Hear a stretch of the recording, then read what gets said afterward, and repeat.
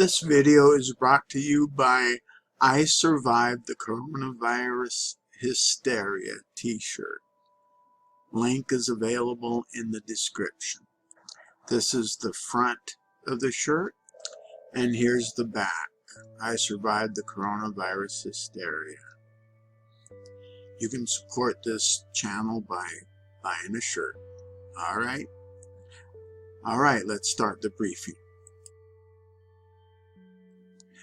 Alright, Rebels, today's briefing is from PJ Media. Battle lines drawn. Texas opts for liberty while Washington State makes liberty illegal. By Jeff Reynolds, REYNOLDS, dated April 17th.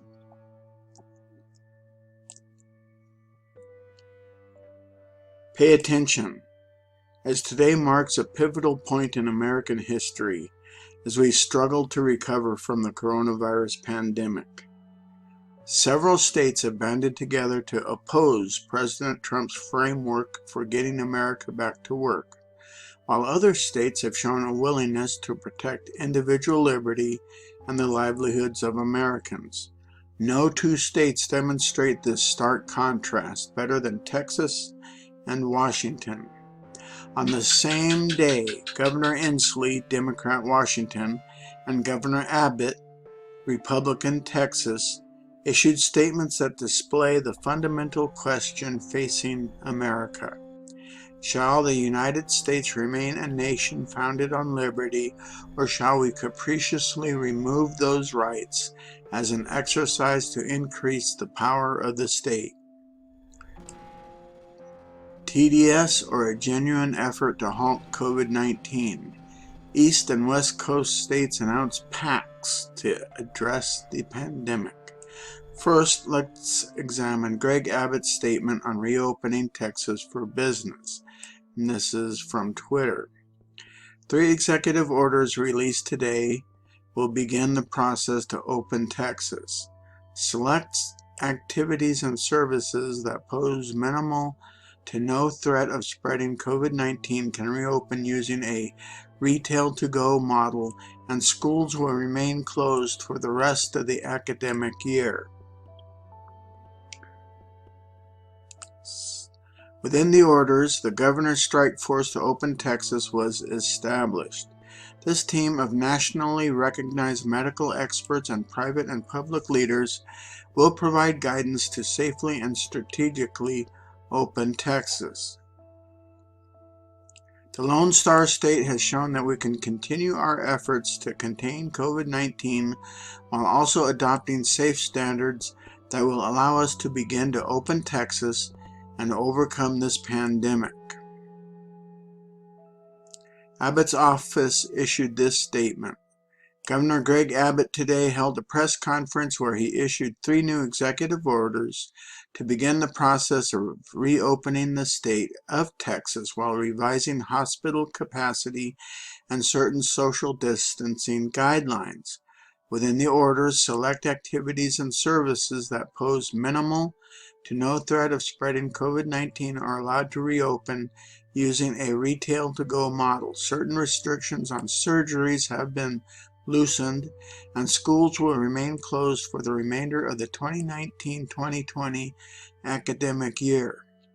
Within these orders, the governor has established a strike force to open Texas, a team of nationally recognized medical experts and private and public leaders who will advise the governor on safely and strategically reopening the state of Texas.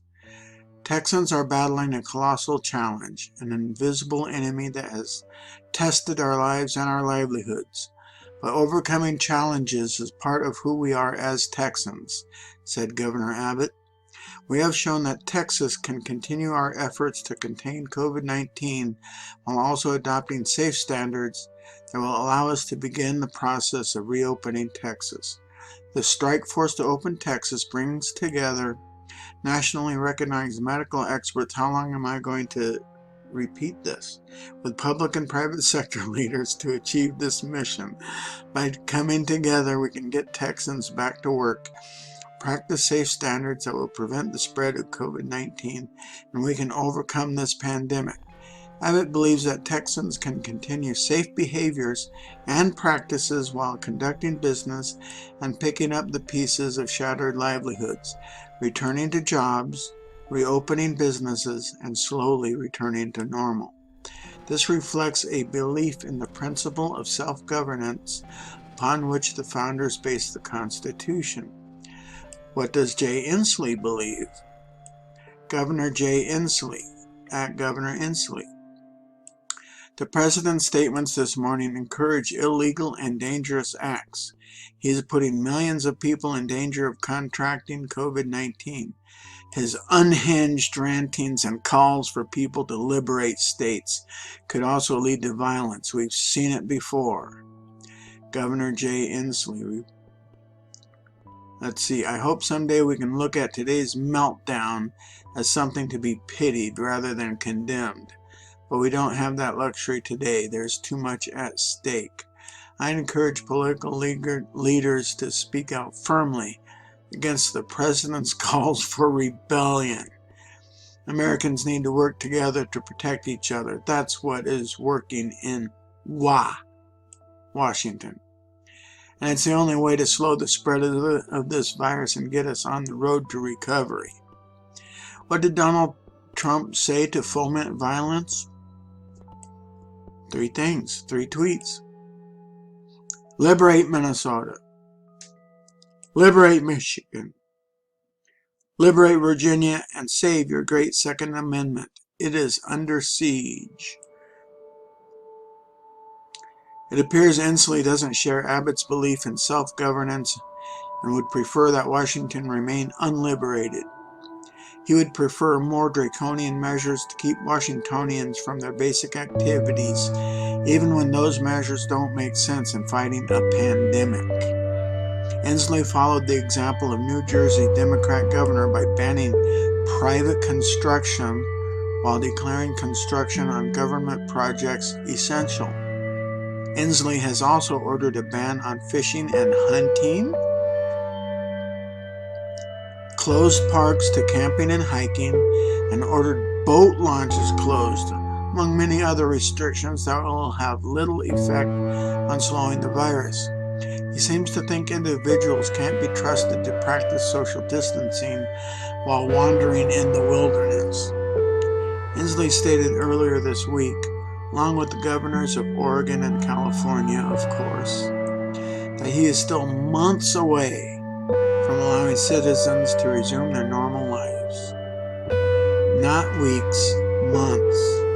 One of the biggest conditions he placed on allowing folks to go back to work is widespread testing capability to be able to track sick people. He knows that testing is a long ways off, so that gives him all the moral authority he needs to continue to order people home. Meanwhile, more and more liberties are stripped away every day in Washington.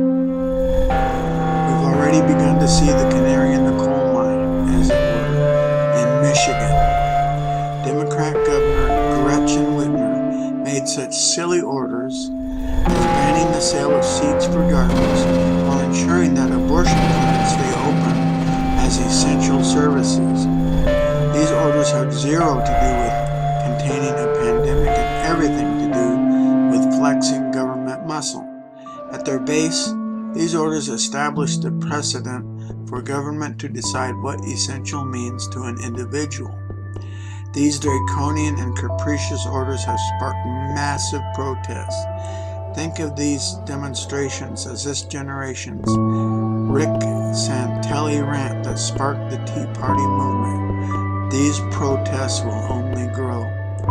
Of course, Inslee is perfectly comfortable justifying this by using the dog whistle of Trump being irrational, off the rails, and fomenting rebellion at the state level.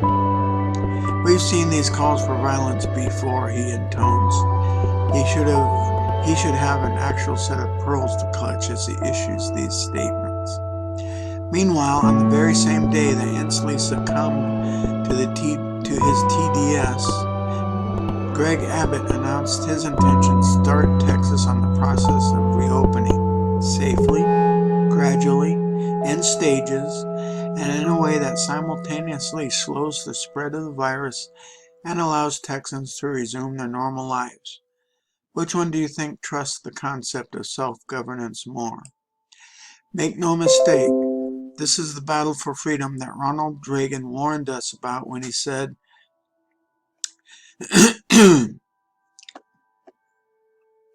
"Freedom is never more than one generation away from extinction. We didn't pass it to our children in the bloodstream. It must be fought for, protected, and handed on for them to do the same.